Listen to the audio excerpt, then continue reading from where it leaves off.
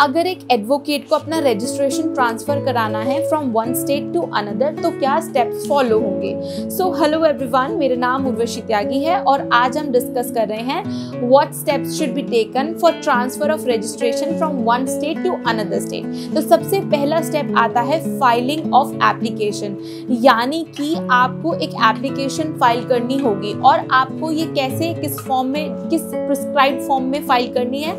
So as it is prescribed by bar council of India, यानी कि बार council of India ने जैसे prescribe करा है, जो फॉर्मेट है, जो प्री रिक्वायरमेंट्स हैं, जो चीजें पर्टिकुलर्स फिल करने हैं, उस हिसाब से आपको वो एप्लीकेशन फाइल करनी होगी, जिसमें आप अपनी विलिंगनेस भी बता रहे हैं कि आप जो है रजिस्ट्रेशन को ट्रांसफर कर रहे हैं from one state to another state, जिसमें आप ये भी मेंशन करेंगे कि आप कौन से स्टेट से कौन से स्टेट में ट्रांसफर करवाना चाहते हैं। दूसरी चीज आती है सबमिशन ऑफ एप्लीकेशन, यानी कि एक बार ट्रू टू योर नॉलेज अगर आप सारे फैक्ट्स को, सारी चीज़ों को सही से एप्लीकेशन फाइल कर देते हैं तो आपको वो सबमिट करनी है बार काउंसिल ऑफ इंडिया के पास। तीसरा स्टेप आता है रिसीविंग ऑफ एप्लीकेशन, यानी कि बार काउंसिल ऑफ इंडिया आपकी एप्लीकेशन को रिसीव करेगा और उसमें जो भी फैक्ट्स लिखे हैं, जो भी उसमें बातें लिखी हैं, वो चेक होंगी। यहाँ से दो चीजें हैं। पहला, अगर बार काउंसिल ऑफ इंडिया को लगता है कि आपने सारी इंफॉर्मेशन जो है वो सब सही भरी है और जो भी प्री रिक्वायरमेंट्स हैं, जो भी कंडीशंस हैं, वो सब फुलफिल करी हैं और आपने बोनाफाइड इंटेंशन में वो ट्रांसफर की एप्लीकेशन जो है बार काउंसिल ऑफ इंडिया पर फाइल करी है, तो बार काउंसिल आपको अलाउ कर देगा।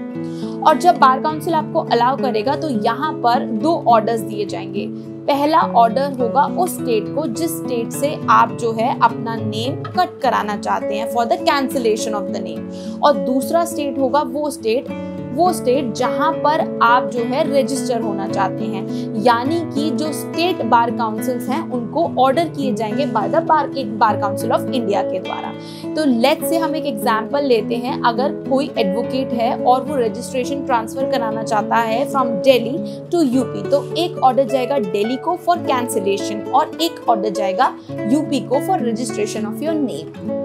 एक बात हमें यहाँ पर समझने की जरूरत है कि चाहे कैंसिलेशन हो या चाहे रजिस्ट्रेशन हो, किसी भी तरीके की फीस या फिर किसी भी तरीके की अमाउंट आपसे चार्ज नहीं की जाएगी, ना तो कैंसिल करने के लिए आपका नाम और ना ही आपका नाम रजिस्टर करने के लिए। अब एक सवाल ये आता है कि let's say bar council of India को लगता है कि आपने एप्लीकेशन मैलाफाइड इंटेंशन के साथ फाइल की है, इसके पीछे आपका कोई रॉन्ग या गलत मोटिव हो सकता है और आप जो है किसी भी तरीके की रॉन्गफुल एडवांटेज लेना चाह रहे हैं, तो ऐसे में बार काउंसिल ऑफ इंडिया अपना डिस्क्रिशन का यूज करते हुए आपकी एप्लीकेशन को जो है रिजेक्ट कर देगा और आपकी एप्लीकेशन रिजेक्ट हो जाएगी। एक और सिचुएशन हम लेते हैं। लेट्स से कि अगर आपका कोई केस पेंडिंग है या आप पर ही कोई केस पेंडिंग है, तो ऐसे में इस बीच में अगर आप ट्रांसफर ऑफ रजिस्ट्रेशन के लिए डालते हैं तो क्या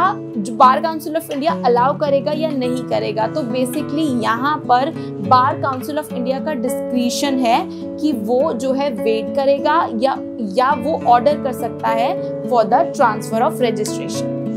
तो ये थी कुछ बातें रजिस्ट्रेशन से जुड़ी हुई। हमें यहाँ पर ये समझना जरूरी है कि डेजिग्नेशन कभी भी चेंज नहीं होता है जस्ट बिकॉज आपका ट्रांसफर अलाउ कर दिया गया है by bar council of India, यानी कि ट्रांसफर जो ये होता है रजिस्ट्रेशन का from one state to another state, ये आपके डेजिग्नेशन में कोई चेंज नहीं लाता है। आपका जो भी सीनियरिटी में पोजीशन है वो वही रहती है। तो अगर एक जूनियर एडवोकेट है तो ट्रांसफर से वो सीनियर एडवोकेट नहीं बन जाएगा, उसकी डेजिग्नेशन सेम रहेगी। और अगर एक सीनियर एडवोकेट है तो भी वो ट्रांसफर होने के बाद भी सीनियर एडवोकेट ही रहेगा।